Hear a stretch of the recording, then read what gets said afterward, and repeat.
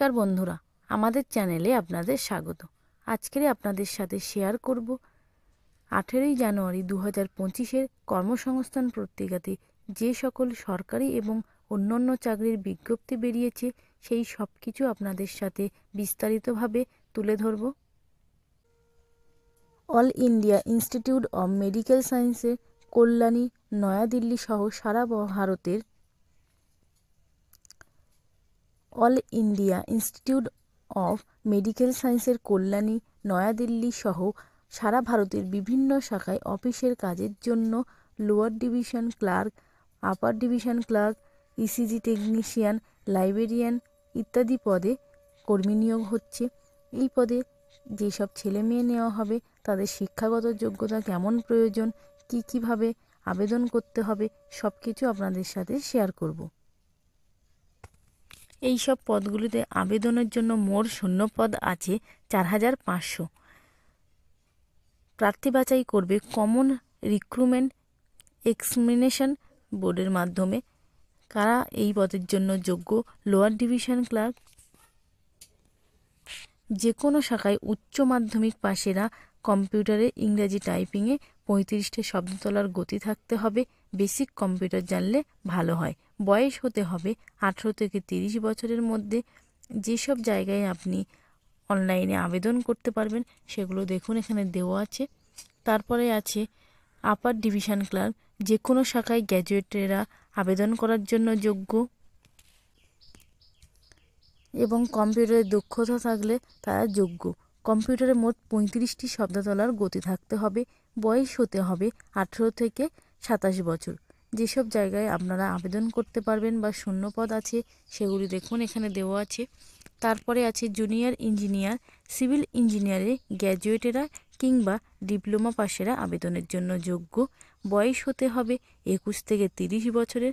যেসব জায়গায় শূন্যপদ আছে দেখুন এখানে দেওয়া আছে। তারপর আছে জুনিয়র ইঞ্জিনিয়ার ইলেকট্রিক্যাল ইঞ্জিনিয়ারে গ্র্যাজুয়েট কিংবা ডিপ্লোমা কোর্স পাশেরা যোগ্য। বয়স হতে হবে 21 থেকে 30 বছরের মধ্যে। শূন্যপদ আছে মোট এখানে 17টি। তারপরে আছে junior engineer AC and refrigerator mechanical engineering diploma course পাশেরা refrigerator and air conditioner course করে থাকলে যোগ্য। 18 থেকে 30 বছরের মধ্যে বয়স হতে হবে। Store keeper pharmacy degree course পাশেরা যোগ্য, অভিজ্ঞতা থাকলে ভালো। বয়স হতে হবে 30 বছরের মধ্যে। এখানে কতগুলি শূন্যপদ আছে দেখুন দেওয়া আছে। স্টোর কিপার, যে কোনো শাখার গ্র্যাজুয়েটেরা স্টোরসের কাজে 2 বছরের অভিজ্ঞতা থাকতে হবে। বয়স হতে হবে 30 বছর। তারপরে junior medical laboratory technology science শাখায় উচ্চ মাধ্যমিক পাশেরা মেডিকেল ল্যাব টেকনোলজিতে 2 বছরের ডিপ্লোমা কোর্স পাস হলে যোগ্য। বয়স হতে হবে 25 বছরের মধ্যে। কোন কোন জায়গায় শূন্যপদ আছে দেখুন এখানে দেওয়া আছে। ল্যাব অ্যাটেন্ডেন্ট গ্রেড 2 সায়েন্স শাখায় উচ্চ মাধ্যমিক পাশেরা medical lab technology diploma course pass হলে যোগ্য। বয়স হতে হবে 18 থেকে 27 বছরের মধ্যে। যেসব জায়গায় শূন্যপদ আছে দেখুন এখানে দেওয়া আছে। ল্যাব টেকনিশিয়ান সায়েন্স শাখায় উচ্চ মাধ্যমিক পাস হতে হবে এবং medical lab technology diploma course pass হতে হবে। বয়স 21 থেকে 30। তারপরে টেকনিশিয়ান ল্যাবরেটরি মেডিকেল ল্যাব টেকনোলজিতে 5 বছরের কাজের অভিজ্ঞতা থাকতে হবে এবং এই ডিপ্লোমা কোর্স পাস হতে হবে ল্যাবে, এবং বয়স হতে হবে 25 থেকে 35 বছরের মধ্যে। আর যেসব জায়গায় শূন্যপদ আছে দেখুন এখানে দেওয়া আছে। ওটি অ্যাসিস্ট্যান্ট সায়েন্স শাখায় উচ্চ মাধ্যমিকেরা এই কাজের জন্য যোগ্য। বয়স হতে হবে 32 বছরের মধ্যে। তবে ইসিজি টেকনিশিয়ান সায়েন্স শাখায় উচ্চ মাধ্যমিকেরা টেকনিশিয়ানের 2 বছর ডিপ্লোমা কোর্স পাশেরা যোগ্য। বয়স হতে হবে 25 বছর। Laboratory attendant grade 2 laboratory science certificate বা ডিপ্লোমা কোর্স পাস হতে হবে। বয়স হতে হবে 30 বছর। টেকনোলজিস্ট এখানে বিএসসি কোর্স পাশেরা যোগ্য। বয়স হতে হবে 30 বছরের মধ্যে। জুনিয়র রেডিওগ্রাফার সায়েন্স শাখায় উচ্চ মাধ্যমিক পাশেরা রেডিওগ্রাফার সার্টিফিকেট বা ডিপ্লোমা কোর্স পাস হলে যোগ্য। বয়স হতে হবে 18 থেকে 25। তবে রেডিওগ্রাফার সায়েন্স শাখায় উচ্চ মাধ্যমিক পাস এবং এই সার্টিফিকেট থাকতে হবে। বয়স হতে হবে 18 থেকে 25। তারপরে আছে মেডিকেল রেকর্ড টেকনিশিয়ান। এখানেও সায়েন্স শাখায় যারা আছেন তারা আবেদনের জন্য যোগ্য। বয়স দেখুন সব ক্ষেত্রেই একই আছে, 30 বছরের মধ্যে। মেডিকেল রেকর্ড অ্যাসিস্ট্যান্ট তাদের ক্ষেত্রেও উচ্চ মাধ্যমিক পাশ হলে যোগ্য। তারপরে আছে স্টোর কিপার, যে কোনো শাখায় গ্র্যাজুয়েশনরা যোগ্য এবং যা যা যোগ্যতার দরকার দেখুন দেওয়া আছে। Assistant dietitian, assistant administrative officer, assistant পদে data entry operator grade A, junior administrative assistant পদ, এইসব পদগুলিতে আপনারা কিন্তু আবেদন করতে পারবেন। এবং এছাড়াও যা যা যোগ্যতার প্রয়োজন, বয়সসীমা দেখুন সব ক্ষেত্রেই এখানে দেওয়া আছে।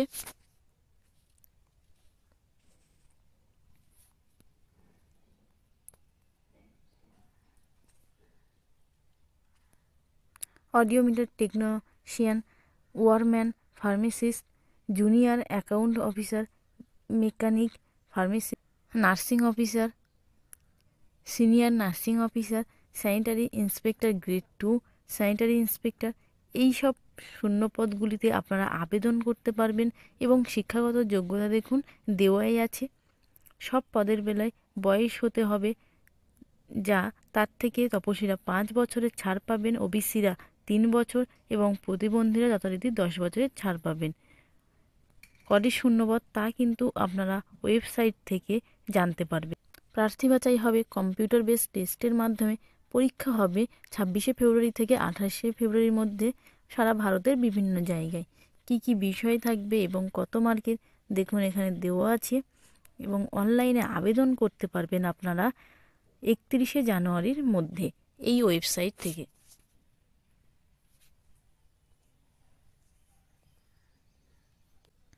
দরখাস্তের জন্য আবেদন ফি দিতে হবে 3000 টাকা। তপশিলি ইডাব্লিউডি প্রার্থীদের ক্ষেত্রে 2400 টাকা। এবং আরও বিস্তারিত তথ্য পাবেন এই ওয়েবসাইট থেকে।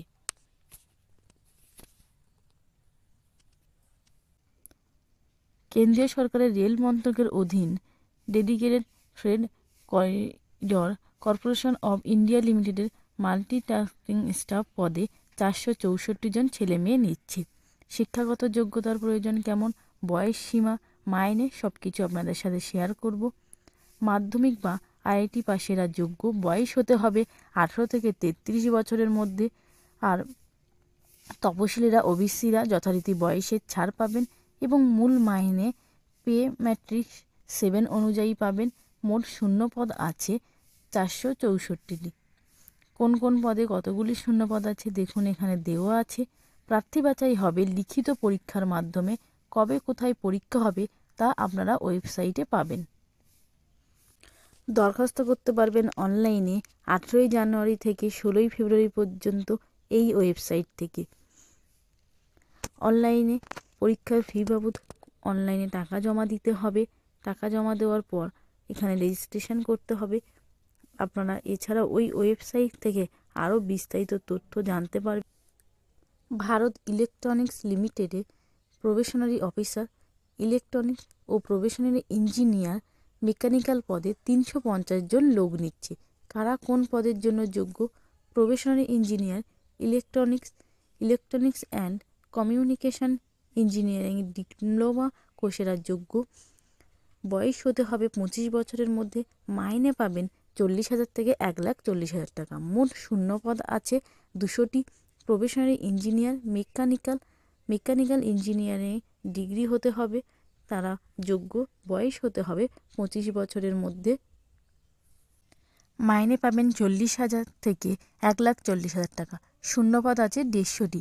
দুটি ক্ষেত্রেই তপশিলীরা ওবিসিরা যথারীতি বয়সের ছাড় পাবেন। পরীক্ষা হবে কম্পিউটার বেসড পরীক্ষার মাধ্যমে। সফল হলে ইন্টারভিউ। যে যে বিষয়গুলি থাকবে দেখুন এখানে দেওয়া আছে। অনলাইনে দরখাস্ত করতে পারবেন 31শে জানুয়ারির মধ্যে এই ওয়েবসাইট থেকে।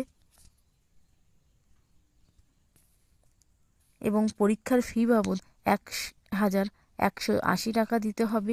তপশিলি, প্রতিবন্ধী এবং প্রাক্তন সমরকর্মীদের ক্ষেত্রে কোনো ফি লাগবে না। টাকা জমা দিতে হবে। যে মাধ্যমগুলো দেখুন এখানে দেওয়া আছে। এছাড়াও আরও বিস্তারিত তথ্য পাবেন ওপরের ওই ওয়েবসাইট থেকে। হিন্দুস্থান অ্যারোনস্টিক লিমিটেডে আইটিআই অ্যাপ্রেন্টিস পদে কিছু লোক নিচ্ছে। কারা কোন ট্রেডের জন্য আবেদন করতে পারবেন? আইটিআই ট্রেড অ্যাপ্রেন্টিস নেওয়া হবে যেসব ট্রেডে fitter, machinist, electrical mechanic, electrician ইত্যাদি পদে। দেখুন এখানে দেওয়া আছে পদগুলোর নাম। ট্রেডের সার্টিফিকেট কোর্স পাশেরা এই ট্রেডের জন্য যোগ্য। আইটিআই পাস হলে 2022, 23 ও 24 সাল হতে হবে। বয়স হতে হবে 27 বছরের মধ্যে। তপশিলীরা এবং ওবিসিরা যথারীতি বয়সের ছাড় পাবেন। স্টাইপেন্ড পাবেন মাসে 8,000 টাকা। প্রার্থী বাছাই হবে শিক্ষাগত যোগ্যতার নাম্বার দেখে। 30শে জানুয়ারির মধ্যে এই ওয়েবসাইট থেকে আপনারা আবেদন করতে পারবেন এবং এই ওয়েবসাইটগুলো থেকে আপনারা আরও বিস্তারিত তথ্য। কর্মসংস্থান পত্রিকার জিজ্ঞাসা পেজটি আপনাদের সাথে শেয়ার করব। 2022 সালের টেট পাসের ইন্টারভিউ কবে হবে? এখনও ইন্টারভিউয়ের দরখাস্ত নেওয়া হয়নি, তবে এবছরের মাঝামাঝি ইন্টারভিউ হতে পারে। 2022 সালের প্রাইমারি টেট পাস করেছি, এখন ডিএলএড কোর্স পাস করলে পরবর্তীকালে প্রাইমারি ইন্টারভিউ দিতে পারবো কি? হ্যাঁ পারবেন। 2022 সালের বিএড যোগ্যতায় টেট পাস করেছি, 2024 ও 26 সালে ডিএলএড করেছি। এরপর কি ইন্টারভিউ ডাক দিতে পারবেন? না, পারবেন না। সিটেট পাশেরা প্রাইমারি টেটের ইন্টারভিউ দিতে পারবে কি? না, পারবে না। 2022 সালে টেট পাস করেছি, 2022-24 সেশনে ডিএলএড পাস করেছি। ডিজিটাল মার্কশিট পেয়েছি, সার্টিফিকেট ও মার্কশিট এখনও পাওয়াইনি। প্রাইমারি ইন্টারভিউয়ের বিজ্ঞপ্তি বেরোলে দরখাস্ত করতে পারবে কি? হ্যাঁ পারবেন। তারপরে আছে পুলিশের, পশ্চিমবঙ্গ পুলিশের কনস্টেবল পদের পরীক্ষা 16ই ফেব্রুয়ারি হবে কি? এখনও পশ্চিমবঙ্গ পুলিশের রিক্রুটমেন্ট বোর্ড পরীক্ষার তারিখ ঘোষণা করেননি, সম্ভবত ওই তারিখে পরীক্ষা হবে না। ইংলিশ টাইপিস্ট পদের পরীক্ষা দিয়েছি 2011 সালের 5ই জুন। ফল কবে বেরোবে? এই পরীক্ষা বাতিল হয়েছে। পিএসসির মাধ্যমে অ্যাসিস্ট্যান্ট টিচার ইন্ডিকেটিভ বিজ্ঞপ্তি বেরিয়েছে। বিগত বছরের প্রশ্ন কোথায় পাবো? সিলেবাস পরিবর্তন হওয়ার সম্ভাবনা আছে কি? হ্যাঁ, এবার রাজ্য সরকারের সরকারি স্কুলগুলোতে পিএসসির মাধ্যমে অ্যাসিস্ট্যান্ট টিচার নেওয়া হবে। গত বছরের প্রশ্নপত্র অনলাইনে খুঁজে দেখতে পারেন কিংবা কলেজ স্ট্রিটে বই পাড়া চত্বরে দেখতে পারেন। এবার সিলেবাস কিছুটা বদল হবে ও পরীক্ষা পদ্ধতিও বদল হতে পারে।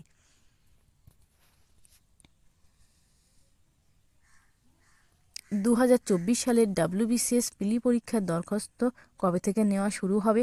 পরীক্ষা কবে হবে? ওবিসি সার্টিফিকেট সংক্রান্ত মামলার জেরে WBCS পরীক্ষার বিজ্ঞপ্তি বেরোতে দেরি আছে। কবে বিজ্ঞপ্তি বেরোবে, পরীক্ষা কবে হবে তা ঠিক হয়নি। পিএসসির মাধ্যমে লাইভস্টক পদের বিজ্ঞপ্তি এবছর বেরোবে কি? লাইভস্টক পদের সংক্ষিপ্ত বিজ্ঞপ্তি পিএসসি বের করেছে, তার মূল বিজ্ঞপ্তি যে কোনো দিনই বেরোতে পারে। পিএসসির অ্যাসিস্ট্যান্ট টিচার পদের যে বিজ্ঞপ্তি বেরিয়েছে তাতে নন বিএড প্রার্থীরা কি দরখাস্ত করতে পারবে? না, পারবে না। রেলের গ্রুপ ডি পদে 58,240টি শূন্যপদ পূরণের বিজ্ঞপ্তি বেরোবে। কথাটি সত্যি কি? রেলের ওয়েবসাইটে এমন তথ্য নেই কেন? রেলের গ্রুপ ডি পদে এই শূন্যপদের লোক নেওয়া হবে।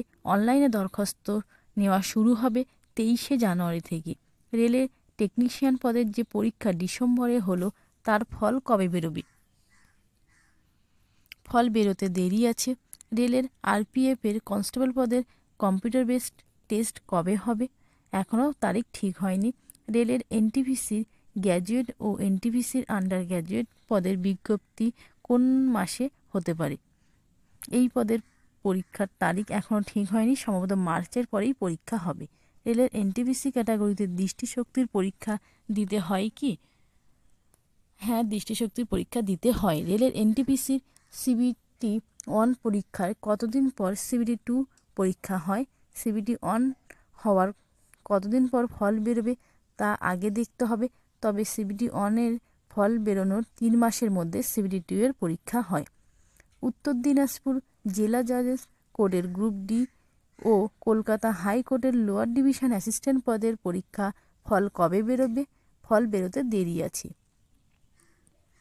গ্রামীণ ডাক সেবক পদের বেলায় একই প্রার্থী দুটি আলাদা সার্কেলে দরখাস্ত কি করতে পারবে? না, পারবেন না। কলকাতা হাইকোর্টের বিজ্ঞপ্তি কবে বেরোবে? কলকাতা হাইকোর্টের লোয়ার ডিভিশন অ্যাসিস্ট্যান্ট পদের বিজ্ঞপ্তি বেরিয়ে পরীক্ষাও হয়ে গেছে, ফল এখনও বেরোয়নি। নিয়োগের নতুন কোনো বিজ্ঞপ্তি বেরোয়নি। এমটিএসের হাওলদার পদের 2024 সালের পরীক্ষার ফল কবে বেরোবে? খুব শীঘ্রই ফল প্রকাশিত হবে। আমাদের ভিডিওগুলি যদি আপনাদের ভালো লেগে থাকে চ্যানেলটিকে সাবস্ক্রাইব করে পাশে থাকবেন এবং নতুন নতুন ভিডিও পেতে নোটিফিকেশানটি অন করে রাখবেন।